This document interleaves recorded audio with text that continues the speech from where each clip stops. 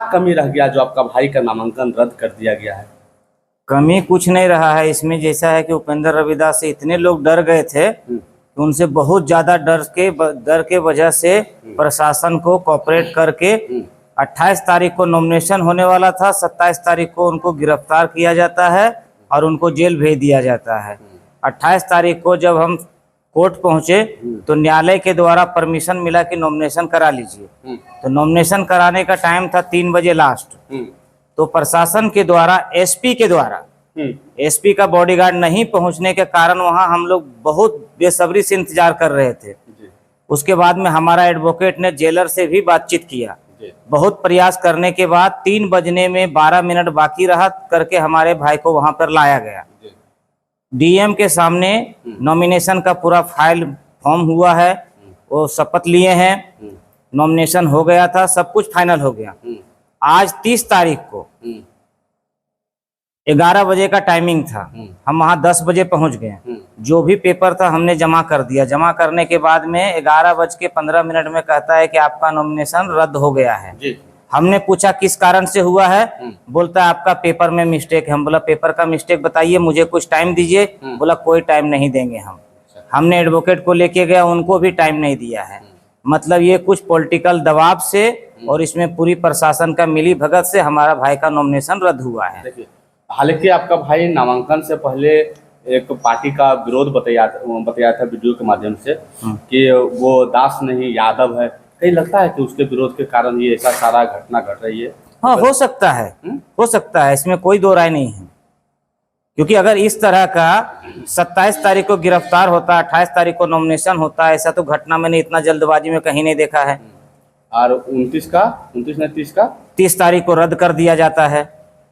27 का नॉमिनेशन होता है, 27 को नॉमिनेशन 28 को होने वाला है, 27 को उनको गिरफ्तार कर लिया जाता है। 28 को नॉमिनेशन होता है। हाँ, और उसके बाद में 3 बजे का टाइमिंग होता है, लेकिन 3 बजे भी उनको नहीं लाया जाता। 3 बजने में 12 मिनट बाकी रहता है, वो भी न्यायालय के आदेश के बाद में लाया जाता है, तभी नॉमिनेशन होता है। और 30 तारीख को रद्द कर दिया जाता है नॉमिनेशन। हाँ, ये तो मिली भगत है प्रशासन का। अच्छा, तो बताने से तैयार नहीं था, खाली एक ही बात बोल रहा था कि आपका पेपर में मिस्टेक है, ताकि हमारा पेपर में कोई मिस्टेक नहीं था। उपेंद्र रविदास का कोई पहला बार चुनाव नहीं लड़ा, जिनको मालूम नहीं है कि नॉमिनेशन में क्या कुछ डॉक्यूमेंट चाहिए। उपेंद्र रविदास 2 से 3 बार भी चुनाव लड़ चुके हैं, उनको अच्छी तरह से मालूम है। उनका एडवोकेट का मालूम है कि क्या नॉमिनेशन लड़ते हैं। हालांकि उनका एडवोकेट प्रसिद्ध नारायण था ना जी हाँ, एडवोकेट जो है जमुई सिविल कोर्ट का जाने माने एडवोकेट प्रसिद्ध नारायण सिंह है।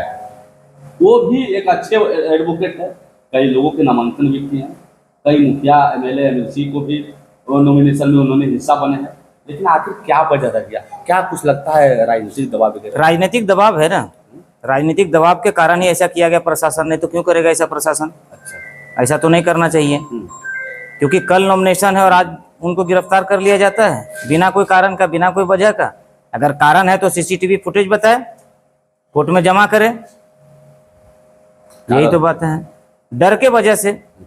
अब तो आप तो चुनाव नहीं लड़ सकेंगे, तो क्या? अभी तो चुनाव नहीं लड़ेंगे, अभी तो हम लोग कोर्ट जाएंगे, हाई कोर्ट में उसको चुनौती देंगे। जो भी इसमें दोषी होगा उसके ऊपर कार्रवाई किया जाएगा। क्या लगता है क्या उपेंद्र रविदास को कोई पार्टी का सहयोग करना चाहिए या कोई पार्टी में सम्मिलित होना चाहिए?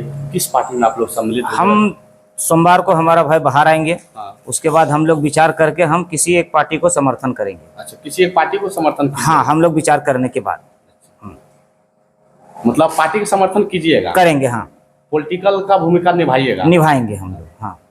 खुल के समर्थन करेंगे, जो भी हमारा समर्थक रहेगा, वोटर रहेगा, हम सबको उधर मूव करेंगे। हाँ। जो भी उपेंद्र रविदास का वोटर है, हाँ, कार्यकर्ता है, समर्थक है, सबको हम मूव करेंगे। हाँ, मूव करेंगे, खुल के मूव करेंगे। ये चुनौती वाला बात है। हाँ, चुनौती वाला बात है, क्योंकि ऐसा नहीं होना चाहिए ना, लोकतंत्र में ऐसा होने का नहीं है जैसा हुआ है। कहीं न कहीं मान सम्मान का भी अपमान हुआ है। हाँ, मान सम्मान का तो बहुत अपमान हुआ है, बहुत अपमान हुआ है।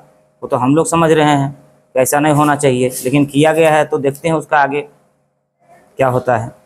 उपेंद्र रविदास को बाहर आने के लेकर क्या कुछ चल रही प्रक्रिया? कब आएंगे जेल से? आज फाइल हो गया है, मंडे को आ जाएंगे, सोमवार को आ जाएंगे। उसके बाद सोमवार के बाद हम लोग विचार करके मंगलवार को हम लोग डिसीजन ले लेंगे कि हमको किस पार्टी की तरफ जाना है। जाना है या समर्थन करना है। तो ऐसा नहीं हो सकता उपेंद्र रविदास बाहर आने के बाद डर जाएंगे, चुपचाप साइलेंट हो जाएंगे? नहीं नहीं, वो डरने वाला नहीं है, वो शेर है, वो शेर ही रहेंगे, वो डरने वाला नहीं है। ऐसा भी हुआ ना कि मान लीजिए जेल आपको डाल दिया है, जेल में जेल- रहने के कारण जैसे हो सकता है जेल में डाल दें, उपेंद्र रविदास सोचेंगे अब तो मेरा नॉमिनेशन गया है, अब हम चुपचाप चल जाते हैं बम्बई। और मजबूत हो जाएंगे, हाँ? और मजबूत हो जाएंगे। कैसे मजबूत है तुम्हारा? हाँ, आपका नॉमिनेशन रद्द कर दिया, नॉमिनेशन रद्द हो गया, हम बोल रहे हैं। मजबूत हो जाएंगे, और हाँ? मजबूत हो गए हैं। कैसे? क्या जेल में डाल देने से हम लोग क्या कम हो जाएंगे, कमजोर हो जाएंगे? क्या लगता है कमजोर रविदास समाज आपको समर्थन देंगे? जरूर देंगे, क्यों नहीं देंगे, हम्म? बहुत अच्छे से देंगे हमको समर्थन, देंगे। और दिए थे पिछले बार भी। अच्छा, देंगे हमको समर्थन, इस बार मुंह तोड़ जवाब दीजिएगा विपक्ष। जरूर देंगे। चलिए, आपका दिल में विचार में क्या है? ये बहुत निंदनीय घटना है, दुखद घटना है कि 27 को गिरफ्तार करते हैं, 28 को नॉमिनेशन करवाते हैं प्रशासन हथकड़ी लगा के, और 30 को उनका नॉमिनेशन रद्द कर देते हैं। लोगों में खुशी का माहौल था, उपेंद्र रविदास का नॉमिनेशन हुआ है, चुनाव होंगे, हम उनको वोट देंगे, लेकिन अब लोगों में वो जो है न, खुशी नहीं रहा। अब लोगों किधर जाएंगे?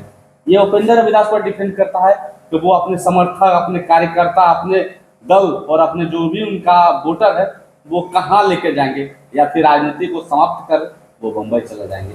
बाकी आपका विचार में क्या है, अपना कमेंट जरूर बताइएगा।